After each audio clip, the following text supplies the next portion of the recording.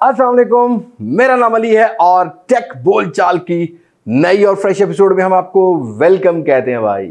आज की वीडियो में हम लोग बात करेंगे कुछ इंस्टाग्राम की अपडेट को लेके और कुछ हम बात करने वाले हैं चिपसेट शॉर्टेज जो कि दोबारा से काफी सीरियस कंडीशन में होने वाली है और साथ के साथ यहाँ पर मीडियाटेक और स्नैपड्रैगन का भी कुछ भाई एड़ी चोटी का जोर चल रहा है भाई। कौन आगे कौन नहीं उसको डिस्कस करेंगे। एप्पल 14 सीरीज के कुछ रेंडर सामने आए हैं और भाई लोकल पाकिस्तान की मार्केट को लेके भी न्यूज़ है, सिर्फ हम इंटरनेशनल नहीं करेंगे। Oppo A96, Poco M4 Pro, Xiaomi 12, ये सब कुछ अलाइन किया जा रहा है पाकिस्तान की मार्केट में। वीडियो कहीं भी हेल्पफुल लगती है लाइक शेयर एंड सब्सक्राइब के साथ नोटिफिकेशन बेल आइकन को प्रेस कर लीजिएगा। अब मैं आपको ज्यादा बोर नहीं करता, वीडियो शुरू करते हैं। दोस्तों, सबसे पहली टेक बोलचाल की बात करते हैं तो ये इंस्टाग्राम के पेरेंटल कंट्रोल अपडेट की तरफ से निकल कर आती है। आजकल भाई ये जो अंडर 18 एज वाले जो लड़के हैं ना, जो टीन लड़के लड़कियां हैं, वो बहुत खराब हो रहे हैं और इंस्टाग्राम इस चीज को बहुत सीरियस लेता है और सोशल मीडिया के जितने भी प्लेटफॉर्म्स हैं उनको अपनी सोशल रिस्पॉन्सिबिलिटी भी जो है वो समझनी चाहिए। यहां पर इंस्टाग्राम ये कहता है कि हम लोग बहुत जल्दी एक अपडेट देने वाले हैं जिससे आपको पेरेंटल कंट्रोल, जैसा कि मैं एक पेरेंट हूं, मुझे अपने बच्चों के ऊपर इंस्टाग्राम के अकाउंट के ऊपर अपना पेरेंटल कंट्रोल, पेरेंट्स का कंट्रोल जो है वो देखने को मिलेगा।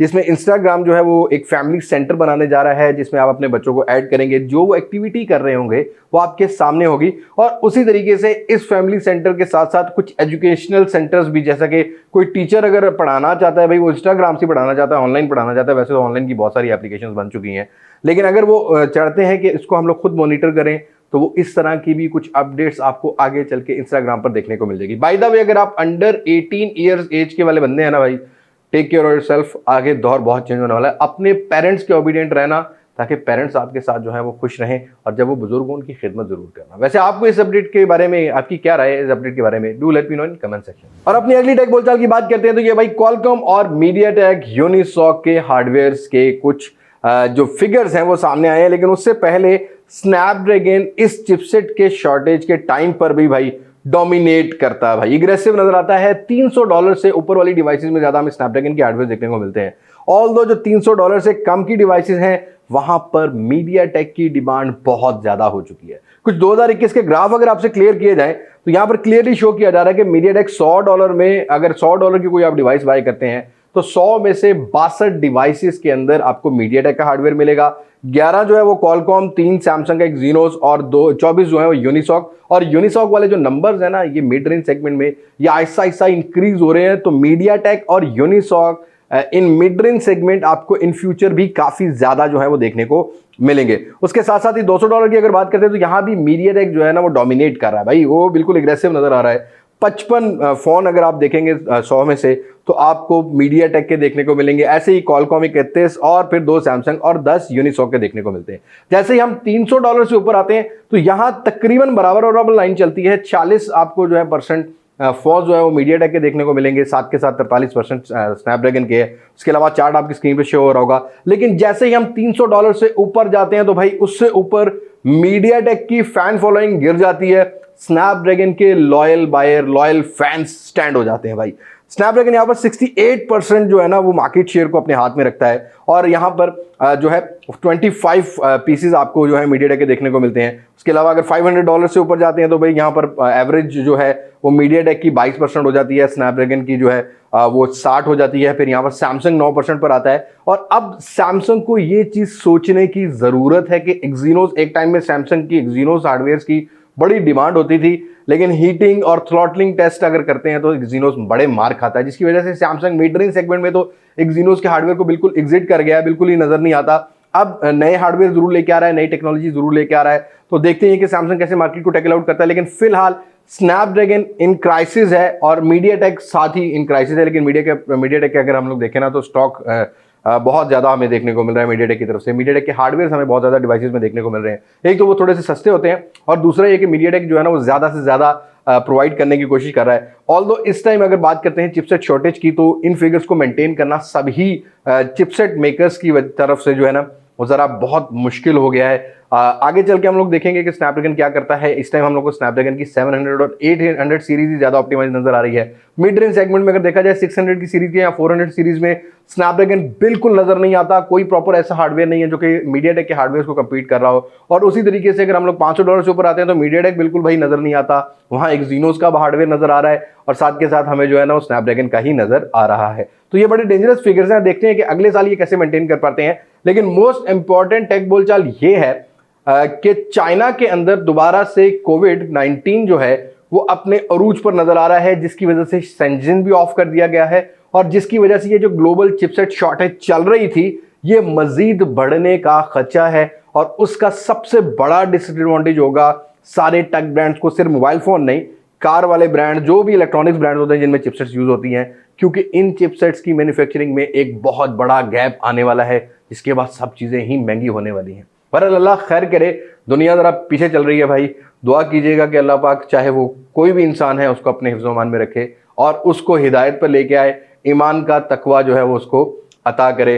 देखते हैं कि इन फ्यूचर क्या बनता है। अपनी अगली टेक बोलचाल की बात करते हैं तो ये हल्की फुल्की टेक बोलचाल है, ज्यादा सीरियस मत लेना, क्योंकि Vivo X80 सीरीज अभी फिलहाल चाइना की मार्केट में नहीं लॉन्च हुई तो ग्लोबल नहीं लॉन्च होगी। बस एक 3C सर्टिफिकेशन सामने आई जहां पर 80 वॉट का फास्ट चार्जर स्पॉट किया गया है, जो कि X80 में मिलेगा। और X80, 80 Pro और 80 Pro प्लस जो होंगे उनके अंदर हमें कुछ शायद नेक्स्ट लेवल की टेक्नोलॉजी देखने को मिले। बट राइट नाउ इतना ही कंफर्म हुआ है कि जो Vivo का X80 होगा, क्योंकि यहाँ पर मॉडल नंबर आ रहा है V2196A, जो कि X80 स्पॉट किया गया था, उसके अंदर हमें 80 वॉट का फास्ट चार्जिंग जो है वो फास्ट चार्जर की सपोर्ट जो है देखने को मिलेगी।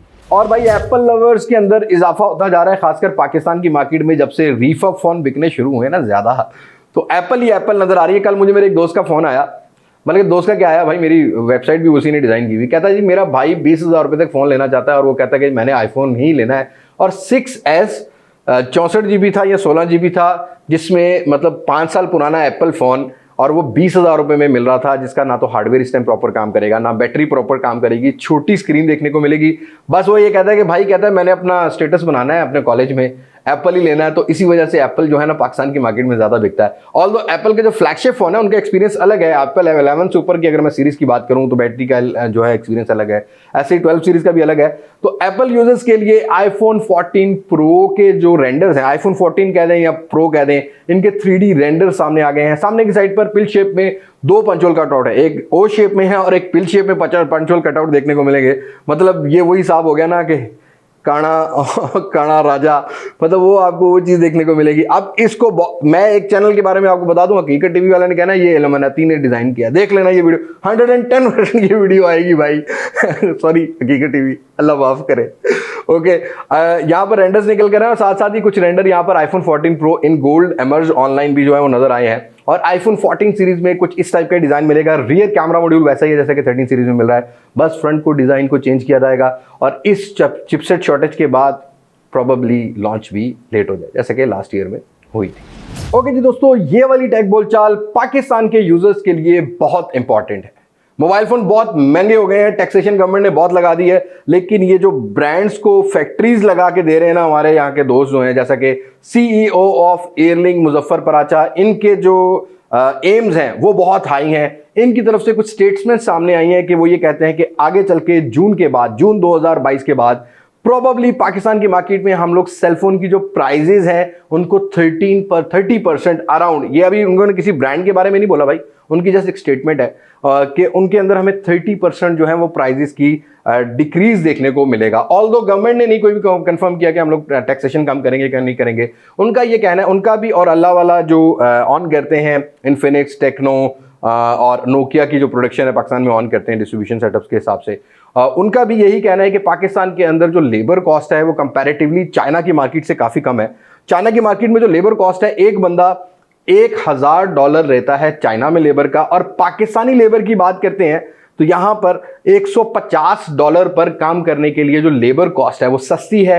तो यहां पर ऑलमोस्ट लेबर कॉस्ट का ही $850 का फर्क पड़ता है। उसके अलावा और भी कुछ जो इंसेंटिव्स गवर्नमेंट ने ऑफर किए थे यहाँ पर लोकल असेंबली वाले जो इनके एग्रीमेंट्स हैं उनके अंदर, उसमें यह था कि एक्सपोर्ट करेंगे तो कोई ना कोई सब्सिडी दी जाएगी।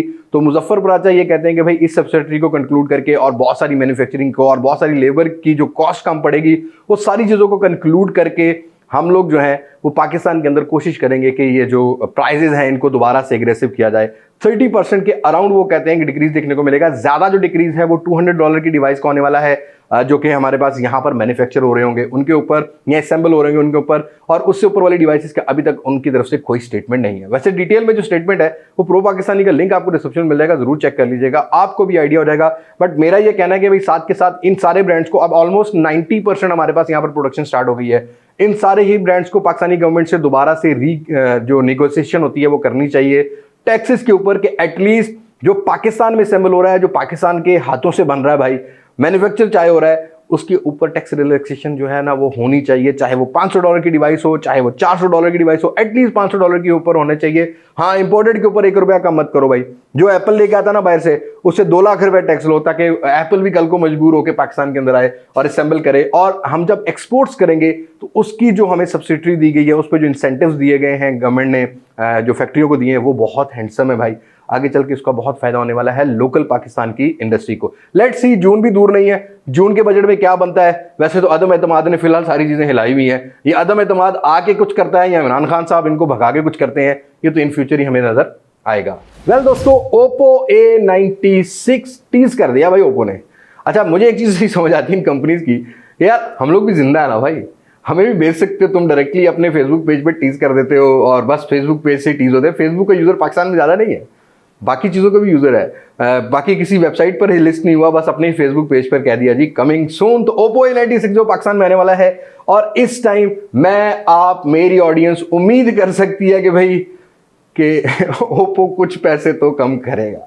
लाइक ओप्पो A76 वाला हाल होने वाला नहीं है। ओप्पो A96 की बात करते हैं तो अब तक जो मुझे स्पेसिफिकेशन कंफर्म हुई है, यहां पर आपको AMOLED display, in display fingerprint sensor, और बताया ये जा रहा है, लेकिन आपने किसी को नहीं बताना कि 90 हर्ट्ज का रिफ्रेश रेट होगा डिस्प्ले में। जो चाइना में लॉन्च किया गया है उसमें आपको स्नैपड्रैगन जो है वो 695 5G हार्डवेयर मिलता है। इस फोन के अंदर अब आपको स्नैपड्रैगन 680 देखने को मिलेगा। जैसे कि मैंने पहले बताया ना, स्नैपड्रैगन बहुत स्ट्रगल करता है, तो स्नैपड्रैगन 680 के साथ आपको एक और डिवाइस देखने को मिलेगी। और उसके अलावा जो टीज किया गया उसमें बताया गया कि 16 मेगापिक्सल का फ्रंट कैमरा होगा, 50 मेगापिक्सल का रियर डुअल कैमरा सेटअप होने वाला है। हाँ, डिजाइन जिनको चाहिए था ना बॉक्सी वाला, वो चीज जरूर देखने को मिलेगी।